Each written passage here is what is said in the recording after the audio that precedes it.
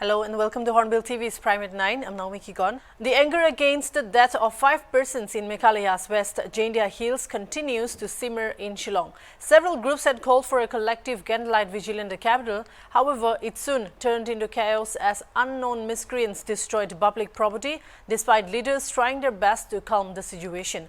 Several cases of stones belting and petrol bombs attacks were also reported. A traffic police booth was also burnt down.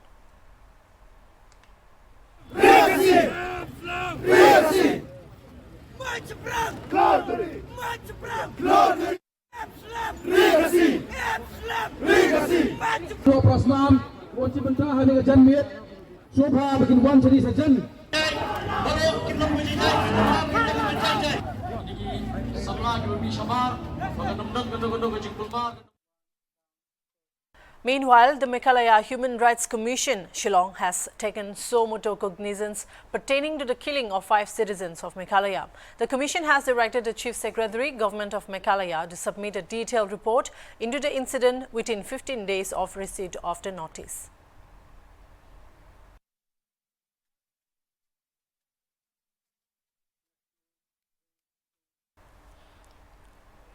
To stand in solidarity with the victims of Mukro shooting incident, 5 community organizations today held a sit-in demonstration at the Giang Nangba Statue Civil Hospital Junction in Meghalaya. The groups, namely Khasi Students Union, Ripoy Youth Federation, Federation of Khasi Jaintia Garo People, Jaintia Students Union and Hiniyun Trip National Youth Federation, informed that there will be a series of agitations in the coming days.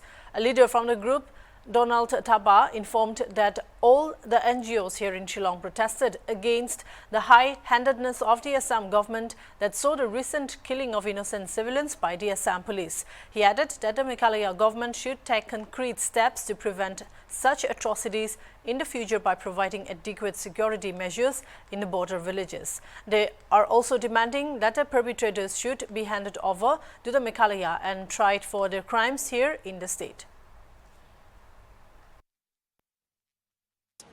The officials of the government of Assam committed the crime inside Meghalaya territory, so they should be tried inside Meghalaya by the Meghalaya police, by the Meghalaya government, not by the government of Assam.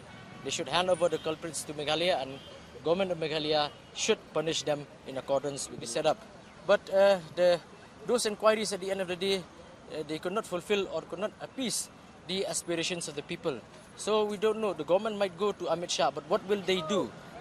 Will the border problem be solved once and for all? Will the people in our border be provided security? Can they live in peace? Can they move around freely without any fear of being arrested, being harassed or killed? That is our question. Our demand is that enough is enough. The government should find out ways to protect our people residing in the borders. The procedure of giving ex gratia, it is there all over India. So when there is any mishap, and ex gratia will always be announced.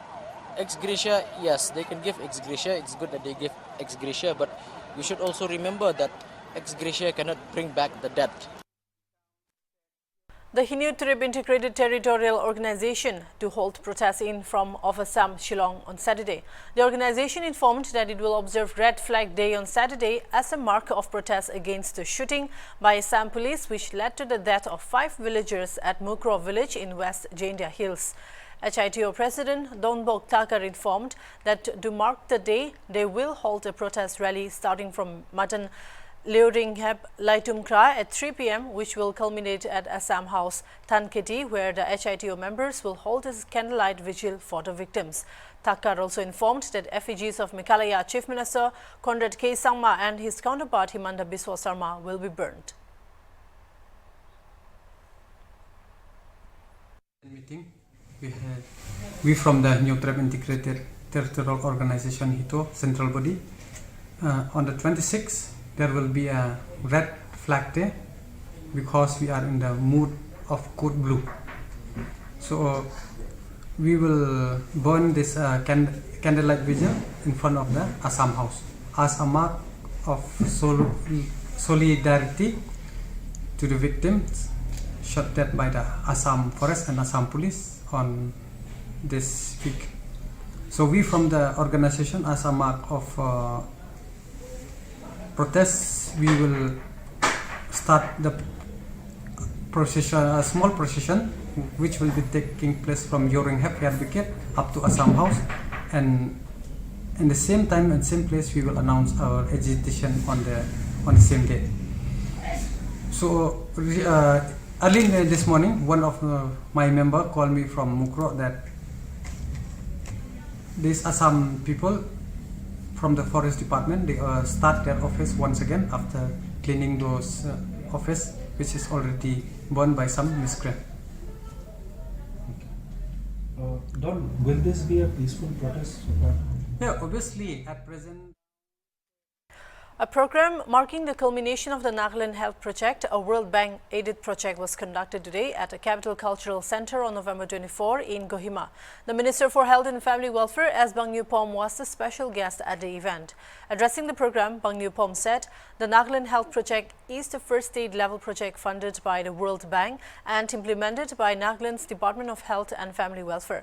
Pom said that the first project component focused on community result-based financing, where health intervention by health committees aimed to improve health and nutrition outcomes at the community level based on the Nagaland communization concept.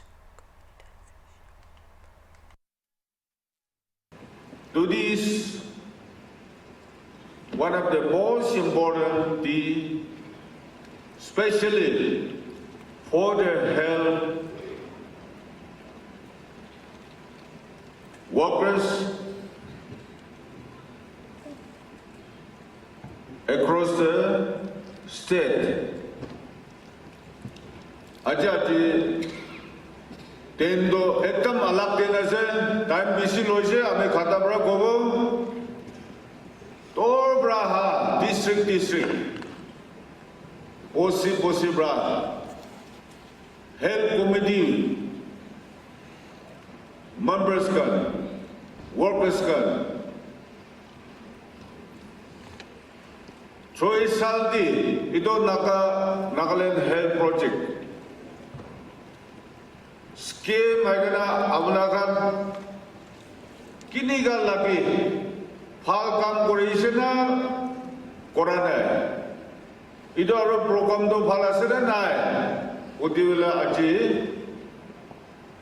matigana se. As of today, the Nagaland Health Project on average has reportedly achieved 95% physical and 82% financial progress from the procurement section. These contracts include infrastructural development and installation of solar plants at health facilities across the state, construction of deep burial and sharp pits in the health facilities for proper management of biomedical waste, supply of goods for healthcare systems, supply of IT equipment, consultancy and non-consultancy services and more. The project has also aided in the construction of the upcoming medical college at Kohima.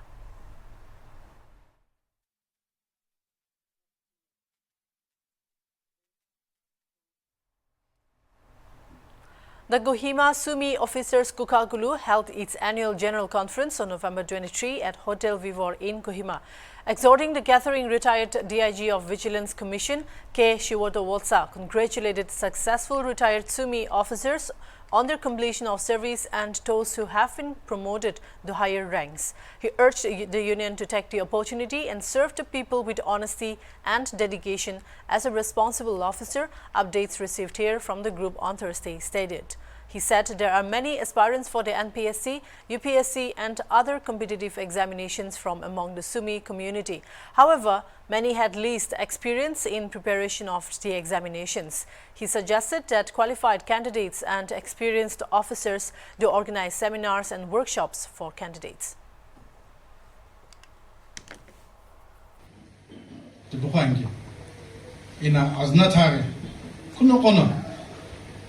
Government kamla shop na gijam laklamok na aklakil bagin alo gu maji banam so gulo to shekulo bestan ira gim shana im gim shana ishiru ya gim shana pashala akam nala chikep ku lagyu itu lagi ki jayenge na kam tilaw to shekulo bestan alo no non to machbini Shugum Dogsta, Pingyona, Tutola Guia, 都是Shillong的冰箱。过后都嘛这里，伊个么，伊是过后回来这边话有，希望也有可能爱进出来去。安尼伊个，tìm多么的信息有，个么看门你看那数据个啊，伊个，因为Shillong来提供了冰箱个。He semi officers Outgoing President of the Kohima Sumi Officers Kukakulu, Kahuli Sema, Engineer-in-Chief for NPWD, expressed her gratitude to all the office bearers and members for the successful tenure during her leadership. Sema wished the new team the best and expressed gratitude to pioneers who established the union and enabled members to come together on the platform. In an ultimatum submitted to the Mokokchung Deputy Commissioner on November 24, in connection with the demand to repair the Dr. Imgong Liba Memorial District Hospital, 4 youth associations, namely the Penli, Majakong, Lijaba Legion and Artang, have resolved to block the road if the authorities do not respond positively within 6 days. They stated that on August 23, 2022, the associations made a representation seeking repairs and maintenance of IMDH road starting from the main police point to the Sewa Gate junction, which is only about 2 kilometers. This was allegedly ignored by the authority. They have unanimously resolved that if the authority in concern does not respond positively within 6 days after the issuance of the ultimatum, they will block the road, the 4 youth associations warned. The Ausenden and the All Ward Union Mokokchung Town had also raised serious concerns pertaining to this issue on November 21 and November 22 respectively.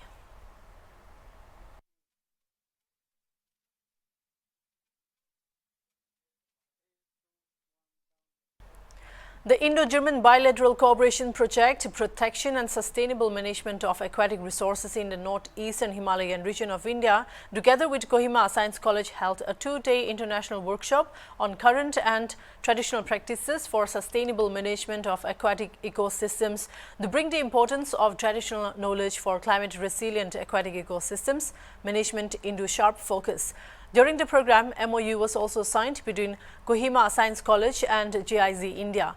Addressing at the inaugural program, Dr. Thomas Lennartz, co-lead Climate Change and Circular Economic Group GIZ India, said that the overall objective of the project is the protection and sustainable management of aquatic freshwater ecosystems in the states of Assam, Manipur, Meghalaya and Nagaland, and through targeted project interventions, selected species-rich aquatic ecosystems can provide the irreplaceable ecosystem services in a sustainable manner and to ensure resilience and adaptability of the ecosystem to climate change impacts. The activities are also to improve livelihoods of the riparian communities. For sustainable management of aquatic ecosystems. And I'm also happy that we could reconfirm our partnership with the Kohima Science College by signing this memorandum of understanding that further formalizes our already ongoing cooperation. And yeah, I'm very happy that we could finally also sign this and put this on some stronger pillars.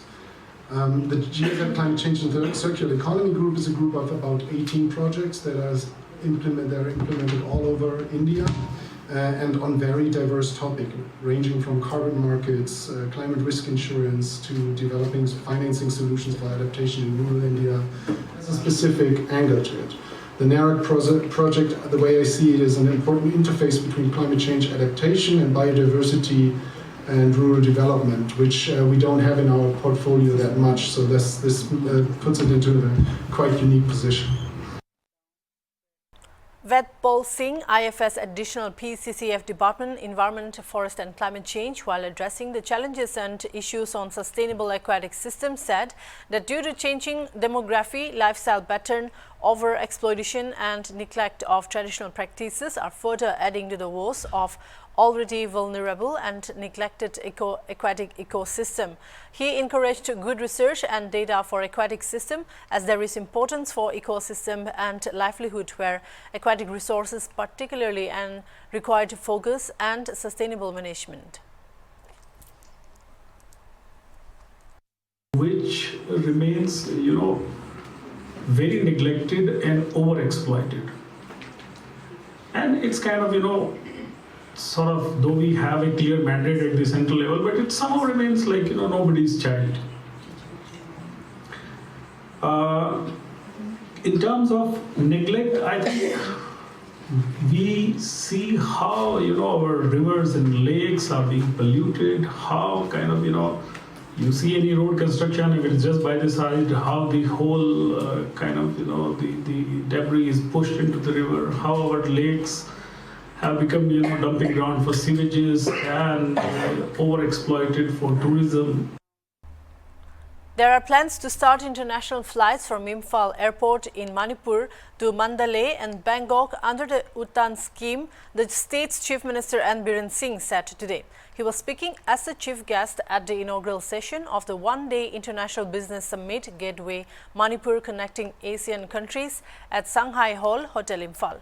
The Manipur Chamber of Commerce and Industry in association with the Manipur government organized the summit. The inaugural session was followed by a technical presentation, technical session and interactions.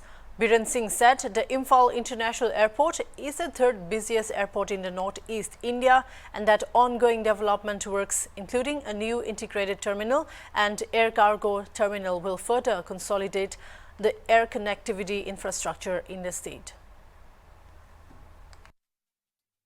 Manipur Shanghai Festival is being held after a gap of 2 years due to the pandemic. I hope you all will get to experience the rich cultural heritage of Manipur during the festival and take back lasting memories.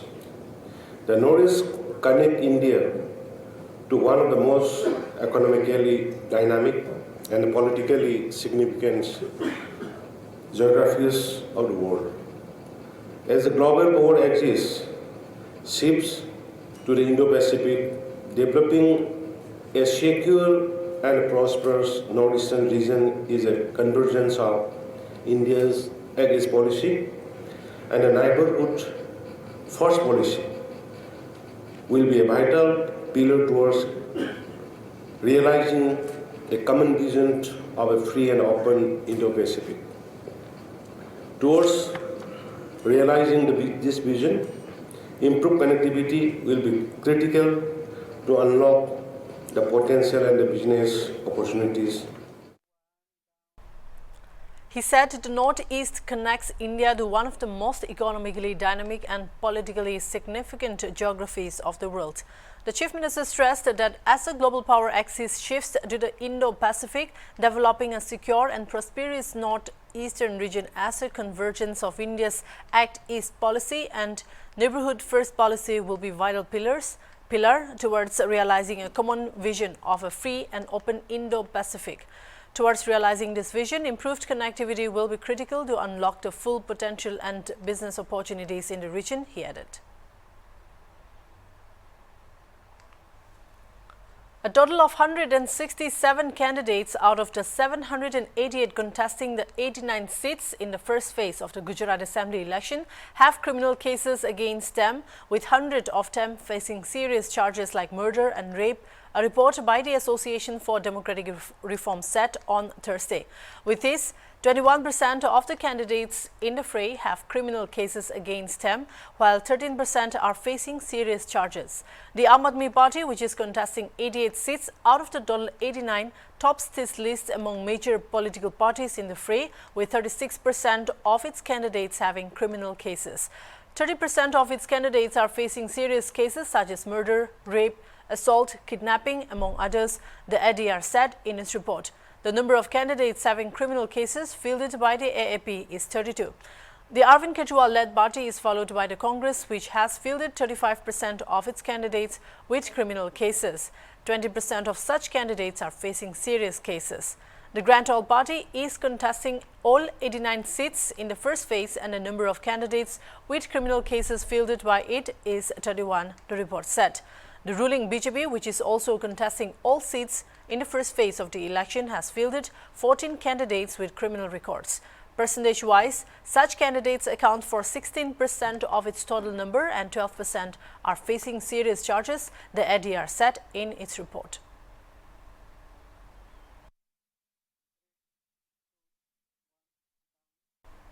After weeks of intense speculation and political tussle in Pakistan, Lieutenant General Asim Munir was on Thursday appointed as the new Chief of Army Staff. General Bajwa, 61, is slated to retire next week after a 3-year extension. Pakistan Defence Minister has warned opposition leader and former Prime Minister Imran Khan, saying that the coalition government will deal with him after the completion of the appointment process of the new Army Chief.